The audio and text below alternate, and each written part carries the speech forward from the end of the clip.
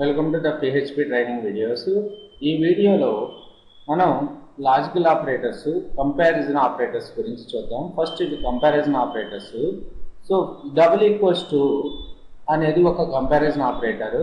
Returns that if x is equals to y. It's యాక్చువల్గా triple equals to and not equals to, అలాగే not equals to ఇంకోసంలో ఉండి not identical and greater than, less than or equals to, greater than or equals. వీటన్నిటిని కూడా మనం comparison operators అంటాం.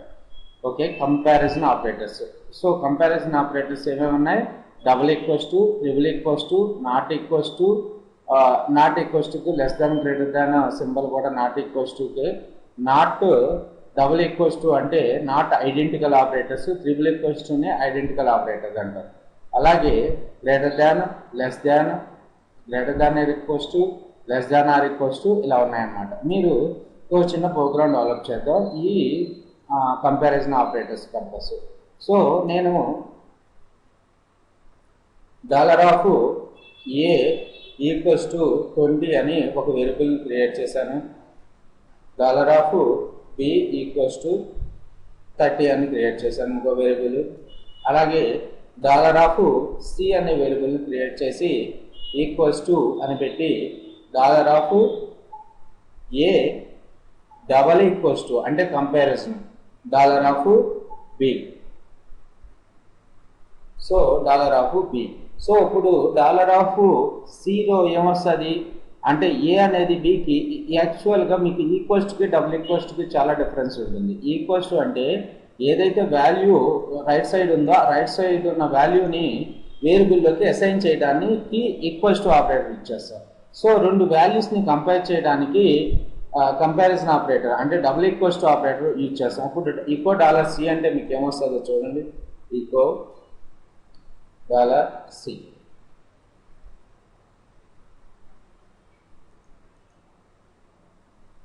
So passing error వస్తుంది.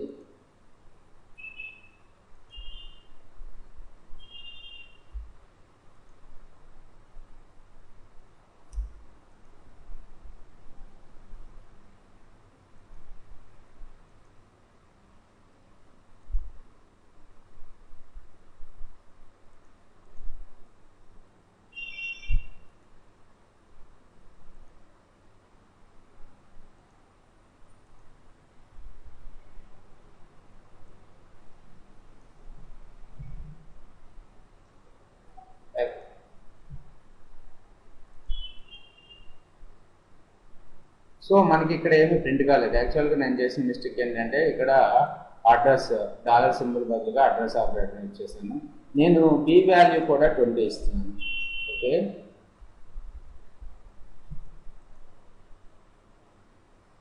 So 1 display అయింది. ఎందుకని 1 డిస్ప్లే అయింది? ఏ వాల్యూ B వాల్యూ సేమ్ ఉంది కాబట్టి ఇట్ రిటర్న్స్ ద ట్రూ అంటే 1 అన్నట్టు. సో 1 వచ్చి $Cలోకి సేవ్ అయింది. అలాగే if A is greater than B అని రాసిన $A is greater than B అంటే ఏంటి? A అనేది B కన్నా పెద్దగా ఉందా? లేదు కాబట్టి మనకు $C వాల్యూ ఎంతప్పుడు 0 అనేది రిటర్న్ చేయదు కాబట్టి మనకేమీ చూపించడం లేదు. అలాగే ఇక్కడ 30 వాల్యూ ఇచ్చాను $A value. So $A is greater than $B, true or false? True కాబట్టి మనకి ఇక్కడ 1 డిస్ప్లే అవుతుంది.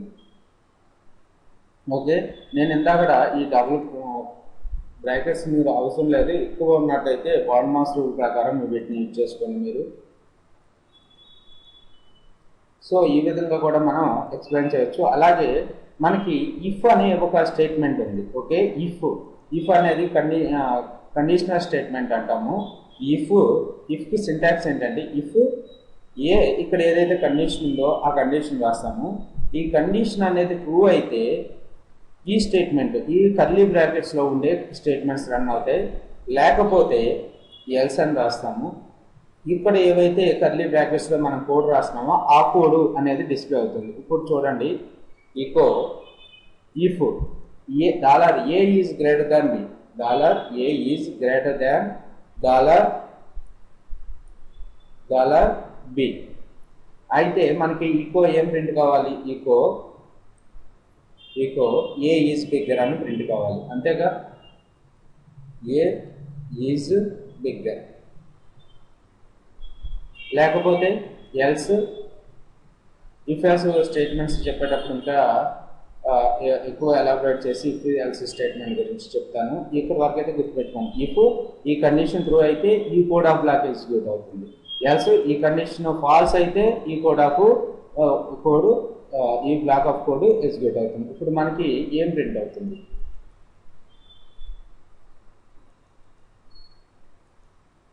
ఏ ఈజ్ బిగ్గర్ అని ప్రింట్ అయింది మనకి. ఎందుకు ఏ ఈజ్ అండ్ బిగ్గర్ అని ప్రింట్ అయింది? $A is greater than $B. True అంటే ఇక్కడ ఈ ఇఫ్లో ఉండే స్టేట్మెంట్ ట్రూ అయింది కాబట్టి ఈ స్టేట్మెంట్ ఈ స్టేట్మెంట్ కానీ ఫాల్స్ అయినట్టయితే ఏమయ్యేది? సో బి ఈజ్ బిగ్గర్ అని మనకి ప్రింట్ అయింది. బి ఈజ్ బిగ్గర్ అని ప్రింట్ అయింది. ఎందుకని? సో ఈ స్టేట్మెంట్ ఏం రిటర్న్ చేస్తుంది? జీరో కాబట్టి ఈ స్టేట్మెంట్ మొత్తం టెర్మినేట్ అయిపోయి మనకి ఎల్స్ బ్లాక్ అనేది ఎగ్జిక్యూట్ అవుతుంది. ఈ విధంగా ఇఫ్ ఎల్స్ని యూజ్ చేసుకుంటాం. యాక్చువల్గా మన ప్రోగ్రామ్ ప్రకారం చూసుకున్నట్టయితే A is not equals to B.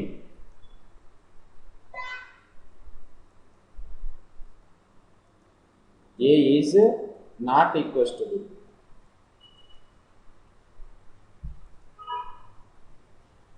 A is not equals to B. ట్రూనా ఫాల్సా? ఇది ట్రూని రిటర్న్ చేస్తుంది. అంటే ఏ అనేది బికి ఈక్వల్గా లేదు కాబట్టి మనకి సంథింగ్ ట్రూ ఫాల్స్ అని పెడతాం. ట్రూ మనకి అవుట్పుట్ డిస్ప్లే అయ్యేది ట్రూ ఫాల్స్.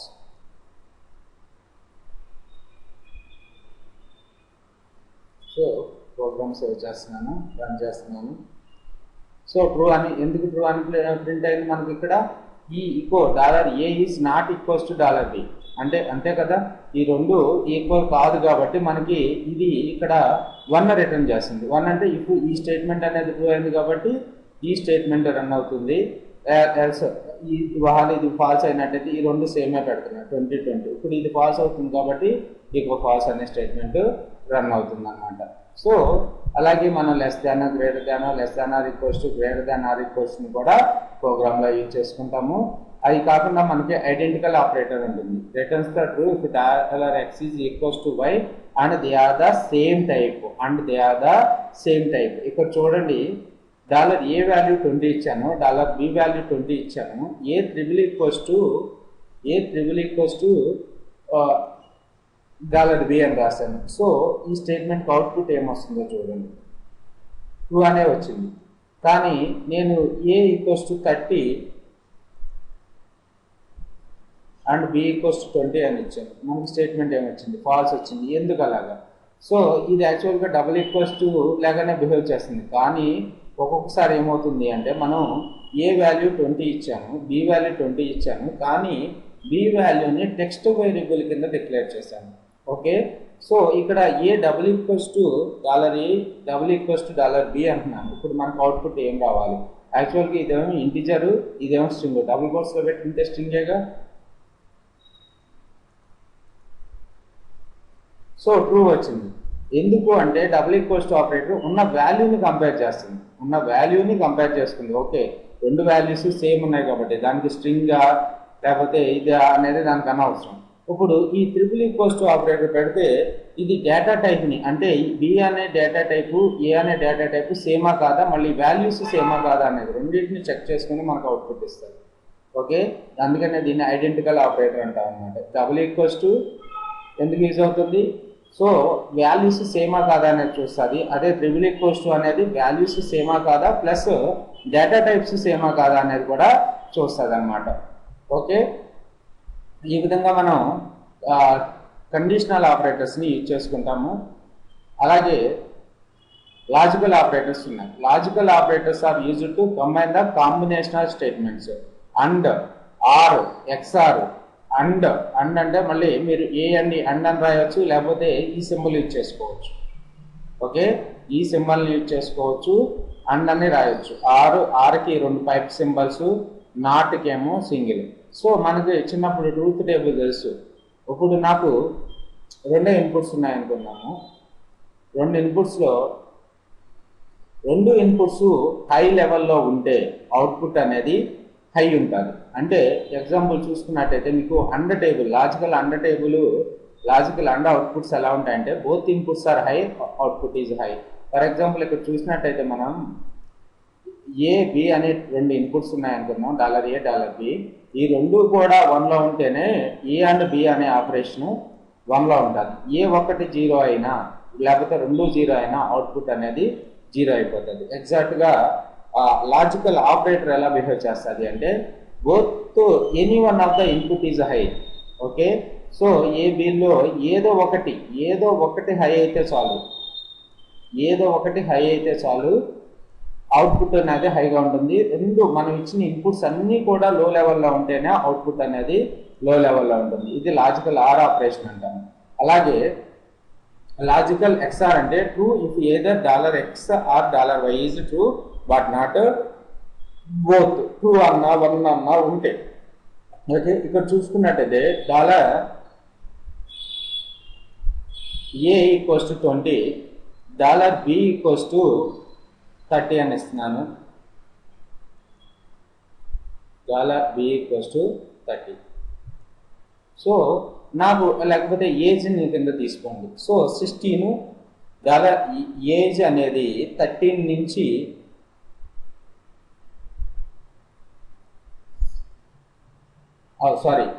ఏజ్ అనే ఒక వేరియబుల్ని తీసుకుంటున్నాను. ఏజ్ = 25 అని సేవ్ చేశాను ఏజ్ అనే వేరియబుల్లో. సో ఏజ్ అనేది 13 నుంచి 19 మధ్యలో ఉంటే టీనేజ్. ఏజ్ అనేది అందుకని ఎక్కువ ఉంటే నాట్ ఏ టీనేజ్. అందుకని ఇక్కడ మనం ఆ ప్రోగ్రామ్ ఎలా డెవలప్ చేస్తాం, $A is greater than 13, greater than or equals to 30 అయితే ఏంటి, ఈ కండిషన్ ట్రూ అయితే మళ్ళీ ఏముండాలి, అండ్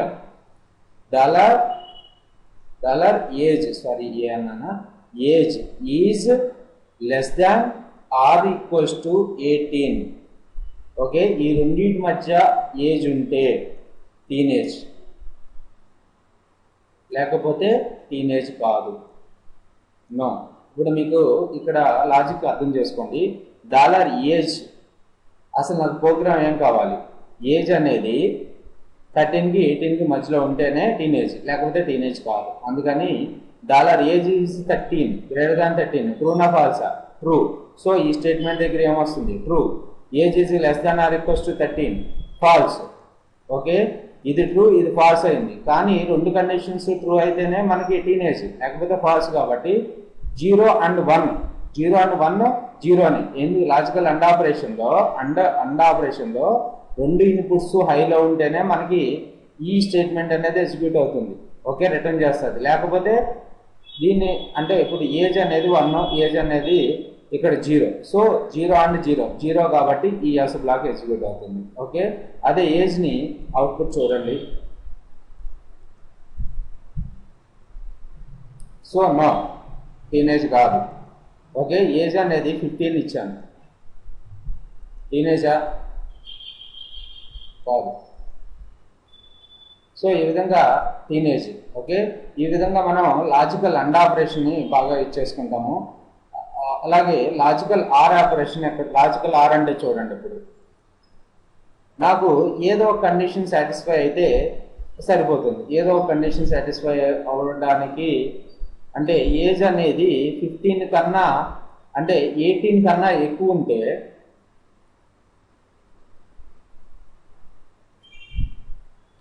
లేకపోతే ఏజ్ అనేది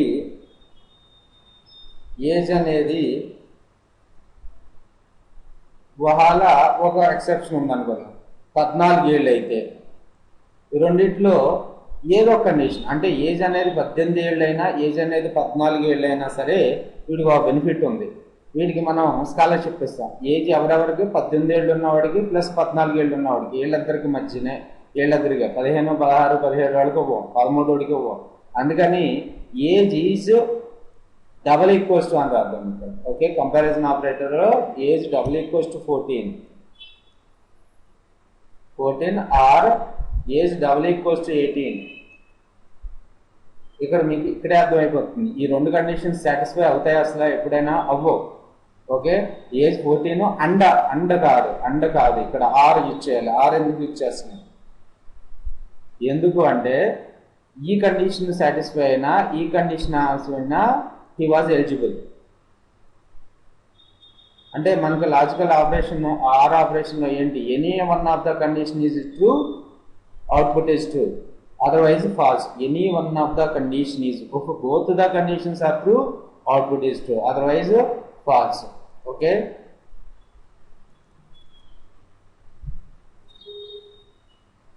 ప్రోగ్రామ్ సేవ్ చేయలేదు. ఎలిజిబుల్. సో నేను ఏజ్ అనేది రెండు ఒకేసారి ఇచ్చాను కదా. ఏజ్ అనేది ఇక్కడ 12 ఇస్తున్నాను.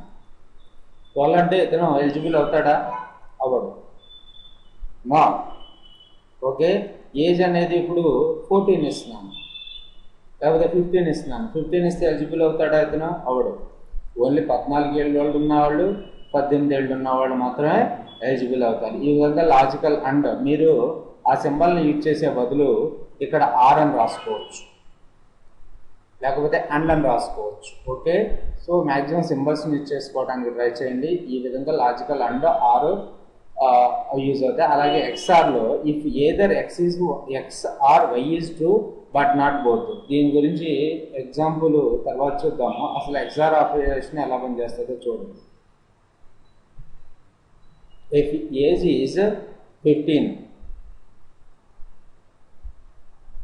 Age double equals to 15 and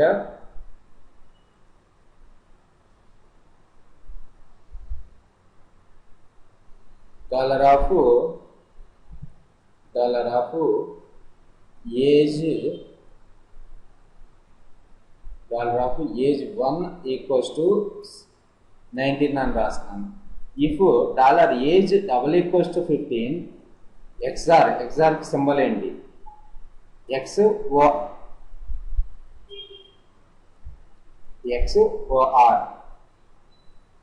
ఇది ఎక్స్ఆర్కి symbol. XOR or dollar age 1 double equals to 19, ఇప్పుడు 18. సో ఇప్పుడు ఈ కండిషన్కి మనకి ఏమొస్తుంది?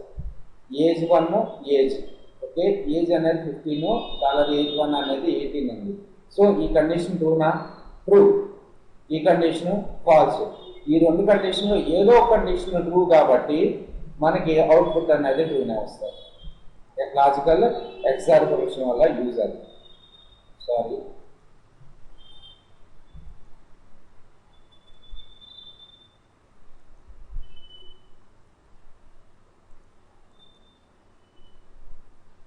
So eligible. నాకు రెండు కండిషన్స్ సాటిస్ఫై అయిపోయింది. ఓకే, రెండు కండిషన్స్ సాటిస్ఫై అయిపోయింది. అప్పుడు నా రెండు కండిషన్స్ సాటిస్ఫై అయినాయి కాబట్టి నేను ఓకే. మళ్ళీ రెండు కండిషన్స్ నాట్ సాటిస్ఫై అయినాయి అంటే ఇక్కడ ఏజ్ వచ్చేసి 16, ఏజ్ 1 వచ్చేసి 18 ఉన్నాయి. అప్పుడు రెండు అన్సాటిస్ఫైడే కాబట్టి అవుట్పుట్ ఏంటి? నో. ఎనీ ఒక కండిషన్ మాత్రమే, సారీ ఇక్కడ ఏజ్ వచ్చేసి 14 పెడదాం. ఇప్పుడు ఏదో ఒక కండిషన్ ఈ రెండు సాటిస్ఫై అవ్వట్లేదు కాబట్టి నో వస్తుంది. ఈ విధంగా మనం లాజికల్ నార్ ఆపరేషన్ యూజ్ చేసుకుంటాం. ఇవన్నీ మైండ్లో పెట్టుకుని ఉండండి, ఫ్యూచర్లో మనకు యూజ్ అవుతాయి ఎక్స్ఆర్ ఆపరేషన్ కూడా. అలాగే నాట్ ఆపరేటర్ ఎందుకంటే ఏదైనా సరే ఇచ్చిన దానికి రివర్స్లో ఉంటుంది. ఓకే, ఇక్కడ నాట్ ఆఫ్ డాలర్ ఏజ్ అంటున్నాను.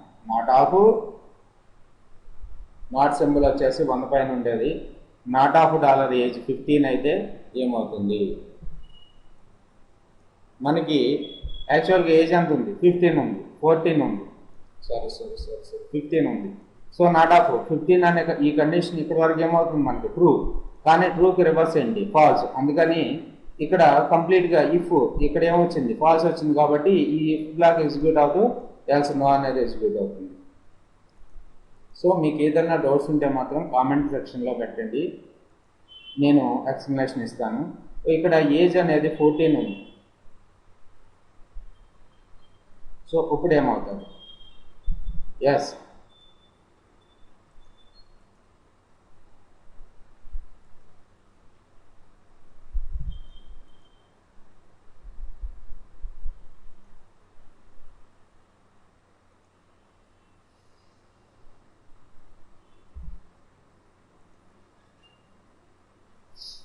ఓకే, సో నేను పెట్టాల్సింది 2 బ్రాకెట్స్ యాక్చువల్గా యూజ్ చేయకూడదు. ఒకసారి చూద్దాం అవుట్పుట్ ఏమొస్తుంది. ఎలిజిబుల్ అని వస్తుంది. ఎందుకని?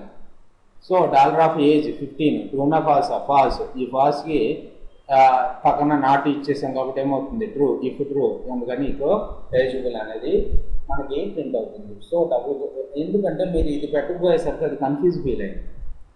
ఓకే, సో మీరు అందుకని కంపల్సరీగా వార్డ్మాస్ రూల్స్ని మనం ఒక్కోసారి యూజ్ చేసుకోవాల్సి వస్తుంది.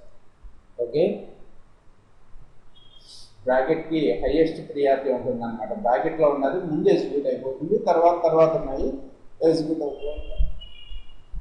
ఓకే, ఈ విధంగా మనం లాజికల్ ఆపరేటర్స్ని, కండిషనల్ ఆపరేటర్స్ని యూజ్ చేసుకుంటాము. అలాగే ఇఫ్ స్టేట్మెంట్ గురించి కూడా మనకి లిటిల్ బిట్ ఇంట్రడక్షన్ అనేది జరిగింది.